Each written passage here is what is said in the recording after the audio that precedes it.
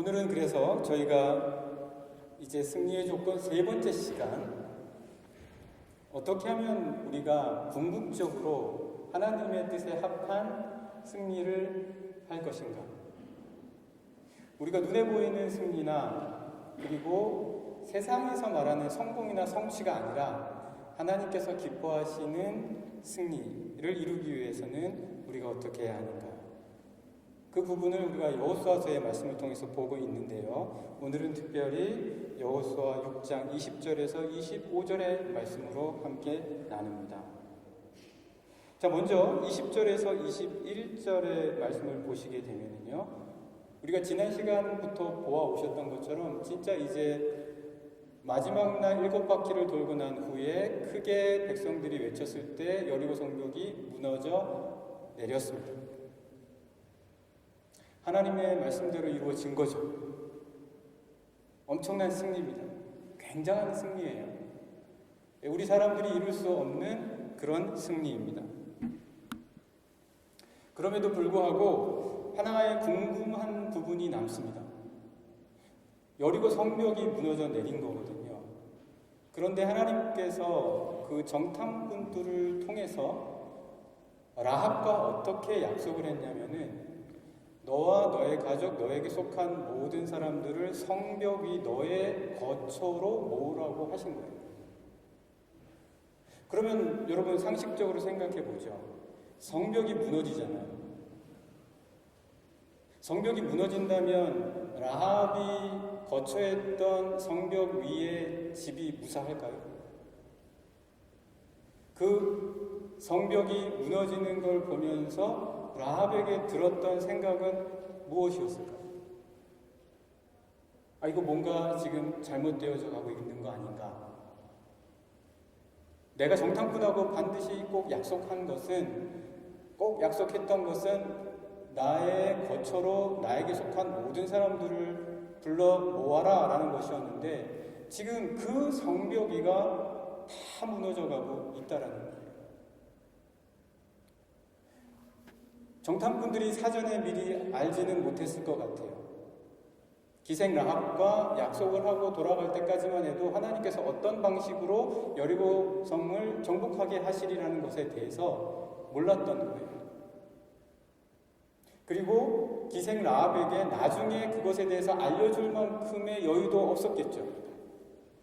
여러분, 우리가 다 아는 것처럼 성벽이 꽁꽁 닫혔고 출입하는 사람이 아무도 없었다고 그랬잖아요. 어떤 방식으로 알리겠습니까? 알릴 수 있는 방법조차도 없어요.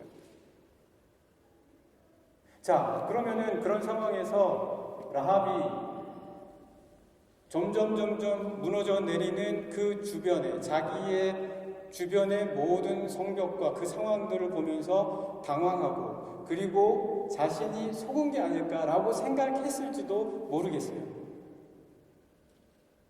가장 위험하지 않고 안전해야 될 그곳이 이제는 가장 위험한 곳이네요. 우리 삶에서 가장 안전한 곳이라고 생각했던 곳이 가장 위험한 곳이 될 수 있다는 거예요. 물론 성벽은 든든하죠. 그 돌덩어리들이 어떻게 무너지리라고 생각을 했겠어요. 우리가 살고 있는 집들, 좋은 집일수록 든든하죠. 잘 지었으니까요. 은행에다 돈 예금하면 좋죠. 좋은 은행일수록, 큰 은행일수록 걱정 안 하겠죠. 그런 곳이 가장 안전하다고 생각된 곳이 과연 가장 안전하냐라는 거예요.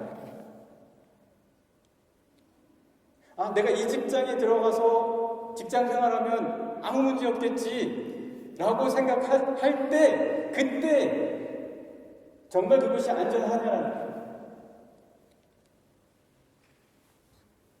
오늘 말씀을 함께 잠깐 보도록 하겠습니다. 20절, 21절 말씀 여러분과 제가 같이 한번 읽어보실까요? 네, 20절, 21절 말씀입니다. 시작. 이에 백성은 외치고 제사장들은 나팔을 불매 백성이 나팔 소리를 들을 때에 크게 소리질러 외치니 성벽이 무너져 내린지라. 백성이 각기 앞으로 나아가 그 성에 들어가서 그 성을 점령하고 그 성 안에 있는 모든 것을 온전히 바치되 남녀노소와 소와 양과 나귀를 칼날로 멸하니라. 그러니까 무너지는 성벽이 라합의 거처 속에 있던 사람들은 아마 이거 우리가 뭔가 착각했다, 뭔가 잘못했다, 차라리 바깥이 더 안전하겠지 라고 나가려고 했을지도 몰라요. 그렇다면 거기는 안전합니까? 오늘 말씀 보시는 것처럼 성 안에 있는 모든 것을 다 칼날로 멸했다. 살아있는 곱이 있는 모든 것은 칼날로 다 멸했다라고 이야기해주고 있습니다. 사랑하는 영락의 성도 여러분, 오늘 우리가 가장 안전한 곳은 어디입니까? 제가 1996년도에 신대원 3학년을 마치기 얼마 전에 알바니아에 견습선교 다녀온 거 여러분들 잘 아실 거예요. 그때 제가 처음으로 생명의 위협을 느껴봤습니다. 사방에서 총격전이 벌어지고 알바니아 반군과 그리고 이태리 해군 사이에 벌어졌던 그 모든 상황 속에서 이렇게 죽을 수도 있겠구나. 이렇게 죽을 수도 있겠구나. 가장 심각한 위협을 받았던 때예요. 거기서 하룻밤을 지냈습니다. 거기서 하룻밤을 지내는데 얼마나 두려웠는지 몰라요. 그때 저희 둘째는 없었고 첫째 아이가 있었는데 그때 갓 1살 지난 때였습니다. 그런 두려운 상황 속에서 오히려 가장 하나님의 살아계심을 느끼는 거예요. 하나님이 역사하시지 않으면 내가 죽겠구나. 하나님이 함께 하시지 않는다면 내가 어떻게 될지 모르겠구나. 내가 그 어느 때보다도 하나님을 가장 가깝게 느꼈던 때가 바로 그때라는 거예요. 그런 생각이 점점 들어오기 시작하면서 저에게는 여기가 제일 안전하다. 여기가 제일 안전하다. 제가 여러분들에게 말씀드리고자 하는 것은 뭐냐면요. 우리가 하나님을 가장 느낄 수 있을 때가 가장 안전한 곳이라는 거예요. 내가 하나님과 점점 멀어져 가면 갈수록 가장 위험한 때예요. 점점 물질에 집중하고 물질에 빠지고 점점 오히려 주객이 전도돼서 물질이 나를 움직이려고 할 때에 그때가 가장 위험한 거예요. 아무리 안전한 집에 있어도 위험합니다. 아무리 좋은 직장에 있어도 위험합니다. 아무리 좋은 상황 속에 놓여 있다 할지라도 위험합니다. 여러분 생각해 보십시오. 내가 지금 하나님을 어떻게 느끼고 있는가? 내가 매일매일 살아가면서 하나님과 나의 관계가 어떤가? 하나님이 나와 함께 동행하시고 내 옆에 계신가? 마치 손을 닿으면 닿을 것처럼 주님이 나의 옆에서 나를 이끌고 계시다라는 그러한 내 마음속에서의 영적인 느낌이 있는가? 이것을 느끼지 못한다면 여러분 위험한 겁니다. 왜요? 세상에 빠지고 우리 한번 잠깐 말씀을 보실까요? 누가복음 8장 22절입니다. 누가복음 8장 22절 말씀 함께 보시겠습니다.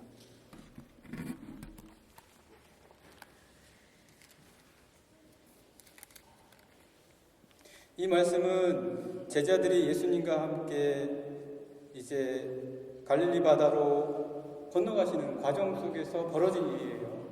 그때 이 제자들이 갑자기 불어닥치는 풍랑 때문에 두려워하는 말씀이에요. 한번 같이 읽겠습니다. 8장 22절 저희가 함께 읽으실까요? 시작. 하루는 제자들과 함께 배에 오르사 그들에게 이르시되 호수 저편으로 건너가자 하시매 이에 떠나 행선할 때에 예수께서 잠이 드셨더니 마침 광풍이 호수로 내리침에 배에 물이 가득하게 되어 위태한지라. 자, 여러분, 그 광풍이 불어닥쳐서 이 배가 큰 배 아니에요. 여러분, 갈릴리 호수 가보세요. 다 작아요. 그 작은 배에 광풍이 불어닥쳐서 물결이 그 배 안에 들이닥칠 정도였다면 어느 정도의 광풍이었는지 아시겠죠? 무슨 말이냐면 잠잘 여지가 없다라는 거예요. 그런 상황에서 누가 잠자겠어요? 그런데 말씀을 계속 보세요. 24절 같이 읽겠습니다. 시작. 제자들이 나와 깨어 이르되 주여 주여 우리가 죽겠나이다 한데 예수께서 잠을 깨사 바람과 물결을 꾸짖으시니 이에 그쳐 잔잔하여 지더라. 제자들에게 이르시되 너희 믿음이 어디 있느냐 하시니 그들이 두려워하고 놀랍게 여겨 서로 말하되 그가 누구이기에 바람과 물을 명함에 순종하는가 하더라. 그가 누구신가? 도대체 그가 누구인가? 마가복음과 마태복음에서는 믿음이 작은 자들아 너의 믿음이 왜 이리 작냐? 이런 식으로 말씀을 하셨지만 여기서는 또 특별히 너희 믿음이 어디 있느냐? 물론 이것이 너희 믿음이 도대체 어디 있냐? 너희 믿음이 도대체 있는 것이냐? 이런 의미로 해석하는 것이지만 그러나 우리가 헬라어 성서를 보더라도 어디라고 하는 푸라는 단어가 들어가 있어요. 푸에 피스티스 히몬 푸 너희의 믿음이 어디라는 거예요. 이들은 지금 주님을 느끼지 못하고 있어요. 주님이 잠드셨거든요. 이들이 느끼는 건 뭐예요? 저 거친 풍랑과 파도예요. 그거는 그냥 물일 뿐이에요. 물이에요. 그 물 자체는 아무 의미 없어요. 그 물이 스스로 그렇게 된 게 아니라고요. 그 물을 일으키게 하신 바람이 있고 그 바람을 일으킨 다른 원인이 있다라는 거예요. 그걸 알면 주님은 그리고 주님과 같은 믿음이 든든한 자들은 그 안에서도 그 물을 바라보기 때문에 파도를 바라보는 게 아니라 그 안에서 자신의 평안을 지킬 수 있다. 가장 안전한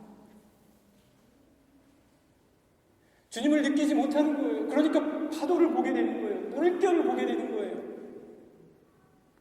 물질에 다 우리의 시선이 가 있는 거예요. 이 제자들에게는 지금 어디에 너희의 믿음이 있냐? 사랑하는 영락의 성도 여러분, 가장 안전한 곳은 주님을 느끼는 곳입니다. 여러분, 주님을 느끼지 못할 만한 곳에는 위험한 곳이라고 꼭 기억하십시오. 내가 저기 가면 내가 주님보다는 세상에 더 빠지겠다. 세상을 더 의지하게 되겠다. 세상의 가치를 쫓아갈 수밖에 없겠구나. 내가 지금까지 쌓아온 주님과의 관계를 다 무너뜨리겠구나. 그러면 위험한 곳입니다. 꼭 기억하시길 바랍니다. 주님이 이기셔야 돼요. 주님과의 나와의 관계 속에서 주님이 이기셔야 돼요. 주님의 자리에 우리가 있어야 된다라는 것입니다. 꼭 기억하시는 우리 영락의 모든 성도님들 되시기를 간절히 축복합니다. 자, 우리 두 번째 말씀을 한번 보지요. 22절에서부터 24절까지입니다. 말씀 한번 같이 읽어보실까요? 22절에서 24절입니다. 시작. 여호수아가 그 땅을 정탐한 두 사람에게 이르되 그 기생의 집에 들어가서 너희가 그 여인에게 맹세한 대로 그와 그에게 속한 모든 것을 이끌어내라 하매 정탐한 젊은이들이 들어가서 라합과 그의 부모와 그의 형제와 그에게 속한 모든 것을 이끌어내고 또 그의 친족도 다 이끌어내어 그들을 이스라엘의 진영 밖에 두고 무리가 그 성과 그 가운데에 있는 모든 것을 불러 사르고 은금과 동철 기구는 여호와의 집 곳간에 두었더라. 네, 이 말씀을 보면 정말 그 기생 라합이 자신의 친족들을 자기가 거처하는 곳으로 다 불러 모은 것 같아요. 그래서 거기에 다 있었던 것 같아요. 자, 그런데 여러분 한번 생각해 보세요. 그 사람들을 불러 모으는 게 쉬웠겠습니까? 한 사람 설득하는 것도 쉽지 않아요. 남편, 아내에게 말해서 의견을 일치하는 것도 쉽지 않아요. 자녀들에게 말하는 것도 쉽지 않아요. 그런 상황에서 지금 이 라합이 친족들에게 하는 말이 과연 타당하게 들렸겠냐는 거예요. 그렇지 않다면 어떻게 그렇게 타당하지 않은 말들을 라합은 자신의 친족들에게 말해서 자신의 집에 모으게 할 수 있었냐는 거예요. 물론 여리고 주민들이 하나님의 모든 기사와 이적을 귀로 들었기 때문에 두려워했을 수는 있어요. 그러나 그렇게 두려워한 것과 그들이 너희를 기생 라합의 집에만 들어오면 구원해 줄 테니까 이 말만 믿고 그 안에 있는 성중의 모든 백성들과 달리 너희들은 거기에 꼭 들어가 있어라 라는 말을 과연 그들이 그냥 받아들일 수 있었겠냐라는 거예요. 여러분, 여리고성은 정탐꾼이 다녀갈 때 이스라엘이 들어올까봐 성문을 꼭꼭 닫고 출입하는 사람들도 통제했어요. 그리고 정탐꾼이 왔다는 것을 금방 알았어요. 그리고 뒤쫓아가서 잡으려고 했어요. 그만큼 똘똘 뭉친 곳이에요. 그렇다면 과연 어떻게 기생 라합이 자신의 친족을 자신의 집 안으로 모아들 수가 있었겠나요? 아마 제가 보기에는 기생 라합이 설득하기보다는 설득당하기가 더 쉬웠을 거예요. 여러분, 우리가 설득당할 때가 얼마나 많아요? 내가 보기에는 분명히 하나님께서 이것을 원하시는데 설득당하는 거예요, 계속. 왜요? 내가 가진 말의 논리가 믿음으로 하는 말이 안 먹히거든요. 그 말의 확신이 내 안에서조차도 뭐라고 말하기가 좀 어려운 거예요. 그런 상황에서 기생 라합도 그렇지 않았을까요? 여기에 우리 집에만 머물면 이스라엘 백성들이 이 성 안으로 들어와서 다 정복할 때 우리는 괜찮을 거야. 그 말을 과연 아니 설령 설득이 된다 할지라도 너가 어떻게 그럴 수 있냐라고 말하지 않았을까요? 사람은 이렇게 수적 논리와 상황에 쉽게 무너집니다. 그러나 이스라엘 백성은 달랐어요. 그들은 수적 상황과 논리를 믿고 거기까지 갔던 사람들이 아니에요. 그러니까 여리고성을 침묵 가운데 엿새 동안 한 바퀴씩 돌고 마지막 날 7바퀴를 도는 것이죠. 여러분, 이 말을 듣겠어요? 라합이 하는 말을요? 우리 한번 잠깐 말씀을 보실까요? 사도행전 27장입니다. 사도행전 27장 말씀 잠깐 보시겠습니다.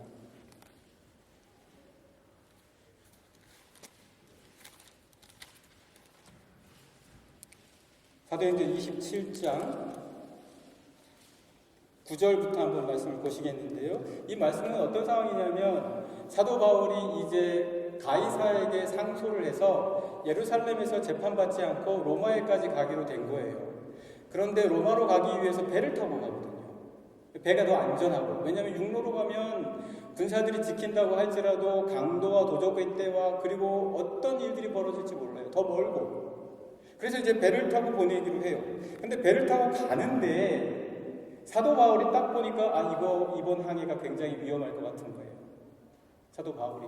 그래서 얘기를 해요. 백부장한테. 이거 위험할 것 같아요. 근데 백부장이 그 말을 듣습니까? 백부장이 사울의 말을, 바울의 말을 왜 들어요? 선장과 선주의 말을 듣죠. 제가 여러분들한테 무슨 말하면 제 말 들어주실 거예요?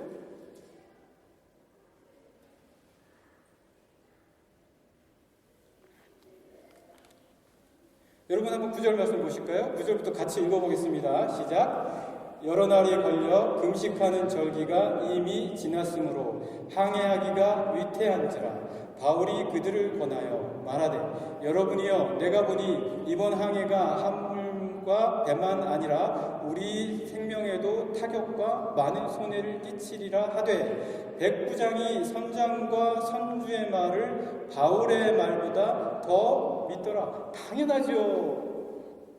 왜 바울을 듣겠어요? 왜 바울의 말을 들어야 되겠어요? 배 타고 가는데 선장과 선주의 말을 듣는 게 더 맞지 않나요? 그럼 도대체 이 말은 무슨 말씀이에요? 이 말씀은 지금 하나님께서 사도 바울에게 지금까지는 사도 바울이 교회만 다녔어요. 그래서 아시아 지역과 유럽 지역에서 선교하고 전도를 했어요. 예루살렘에서도 회당에 다녔어요. 그런데 이제는 가이사에게 상소를 하면서부터는 교회와 선교가 아닌 세상의 권력의 손에 잡히게 된 거예요. 세상의 권력의 손에 잡히면 더 이상 하나님이 역사하지 않습니까? 거기는 하나님이 안 계십니까? 거기는 하나님이 없습니까?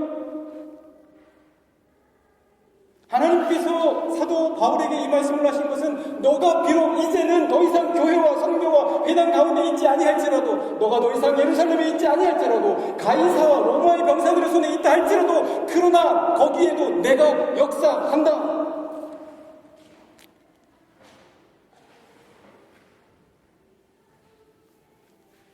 사랑하는 여러분들, 왜 백부장이 바울의 말을 들어야 하는가? 그 말은 단순히 세부적인 사항 하나 듣냐 마냐가 아니라 모든 항해와 로마의 세상 속에서의 역사하시는 분도 하나님이시다라는 것을 받아들여야 한다라는 것입니다. 받아들이십니까? 받아들이시나요? 라합은 받아들입니다. 라합은 받아들입니다. 사랑하는 영락의 성도 여러분, 하나님이 이기셔야 합니다. 여러분의 삶에서 하나님이 역사하셔야 합니다. 하나님의 말씀과 하나님의 이끄심과 인도하심이 내가 살아가는 모든 삶의 현장에서도 유효하다라고 인정하시는 우리 모든 영락의 성도님들이 되시기를 간절히 축복합니다. 이제 마지막 말씀 저희가 함께 보시죠.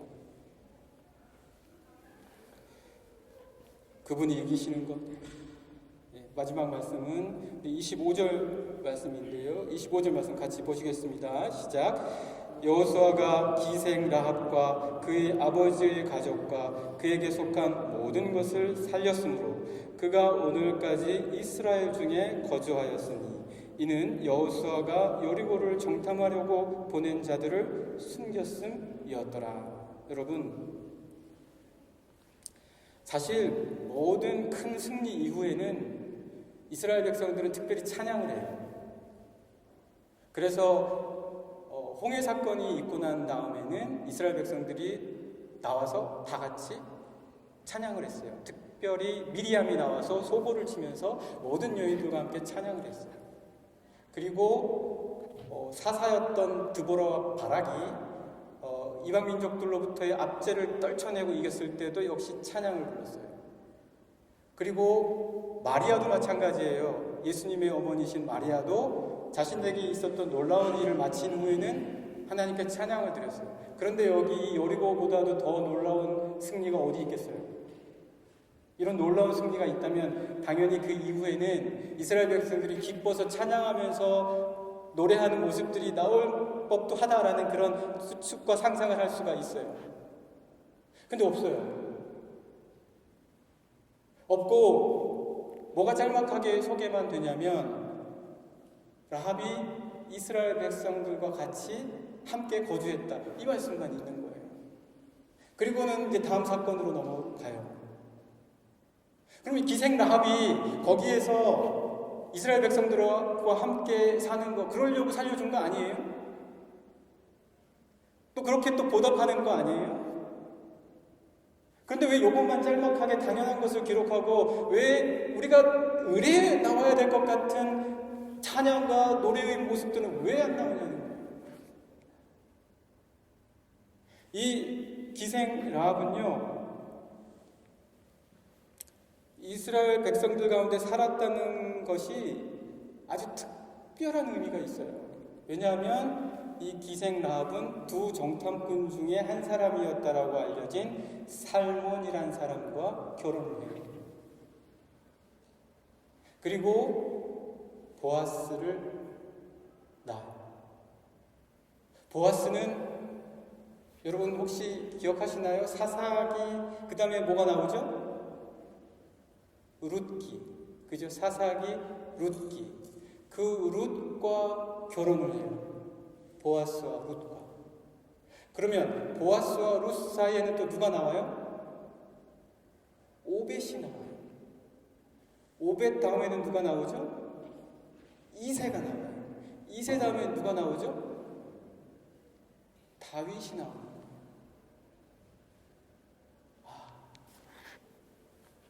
다 하나님의 계획이었어요. 라합을 정탐꾼들이 만난 것도, 그들을 살려주고자 하는 마음이 생겨난 것도, 도망가는데도 그들이 붙잡히지 않은 것도, 자신들이 알지 못하는 가운데서도 약속했지만 성벽 위에서 머물러라고 말하는 그 순간도 다 하나님께서 계획하셨다는 거죠. 이건 하나님의 승리예요. 하나님의 계획이에요. 이스라엘 한 민족의 승리가 아니라는 거예요. 하나님의 모든 계획 속에서 하나님이 이겨셔야만 하는 그런 너무나도 분명한 이유. 아니, 그 사람은 그래도 기생이잖아. 그래도 저 사람은 이방인이잖아. 어떻게 그래도 우리 안에 살기는 하지만 이라고 생각하는 그 모든 것들을 뛰어넘는 하나님의 역사와 계획으로 하나님께서 반드시 이루시고자 하고자 하는 그 놀라운 승리가 이 안에 담겨 있었다라는 것을 우리에게 소개해주고 있습니다. 사랑하는 영락의 성도 여러분, 하나님이 우리 안에서 이기시지 않는데 내가 너무 잘 됩니까? 하나님과 자꾸 멀어지는데 내가 너무 잘 돼요? 하나님이 이기셔야 내가 잘 되는 거예요. 하나님과 자꾸 관계가 너무 가까워지고 하나님과 함께 동행하는데 내가 잘 안 돼요? 이기는 거예요. 이기는 과정 속에 있는 거예요. 하나님의 계획이 있는 거예요. 믿으십니까? 믿으십니까? 별로 여기에 대한 감정이 없으세요? 세상적으로 잘 돼야 잘 되는 거지라고 말씀하고 싶으세요? 여러분, 세상에서 유력한 것이 내가 유력한 게 아니에요. 세상에서 유력한 것 따라가지 마십시오. 그 유력한 거는 내가 유력한 것이 아니요, 우리의 삶에서 나를 유력하게 해주시는 분이 있다. 나와 하나님과의 관계만큼 하나님께서 나를 더욱 지켜주실 분이, 그분 위에는 세상에 어떤 유력한 것도 나를 지켜주지 못해요. 여러분들 안 지켜줘요. 직장이든 무엇이든 안 지켜준다고요. 그렇다고 해서 제가 여러분들 직장 생활을 엉망으로 하라는 게 아니라 내 삶에 분명한 원칙이 세워져 있어야 된다는 거예요. 왜요? 내 안에 하나님이 계신단 말이에요. 성령님이 계신단 말이에요. 그분이 나를 누구보다도 더 위해 주세요. 내 안에 있으니까. 내 속에 있으니까. 나를 잘 아시기 때문에. 그래서 그분만큼 여러분을 위해서 간구하시는 분이 없다. 꼭 믿으시는 여러분들 되시기를 간절히 축복합니다. 하나님의 계획을 믿으십니까? 하나님과 싸우지 마세요. 내 계획이 맞습니다. 세상에서 잘 되는 게 성공입니다. 그렇게만 되면 걱정이 없을 겁니다. 그렇게 생각했던 사람이 누굽니까? 요나죠. 요나 4장 9절과 11절 말씀 보고 마치도록 하겠습니다. 요나 잠깐 말씀 보실까요? 요나서 4장입니다. 같이 한번 찾아보시죠. 요나서 4장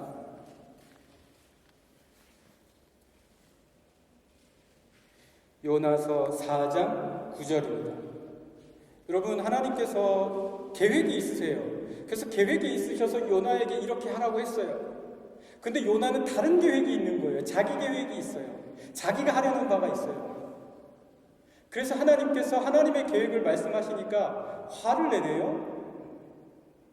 한번 그 말씀 보실까요? 4장 9절입니다. 같이 읽으시죠. 시작. 하나님이 요나에게 이르시되 내가 이 방덩쿨로 말미암아 성내는 것이 어찌 옳으냐 하시니 그가 대답하되 내가 성내어 죽기까지 할지라도 옳으니이다 하니라.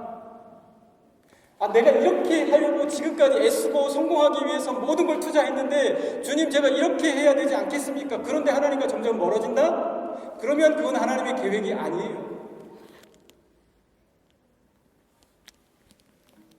그걸 고집하면서 하나님과 싸우지 마십시오.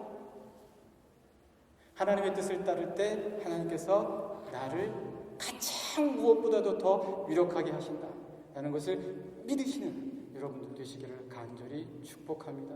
하나님이 이기셔야 합니다.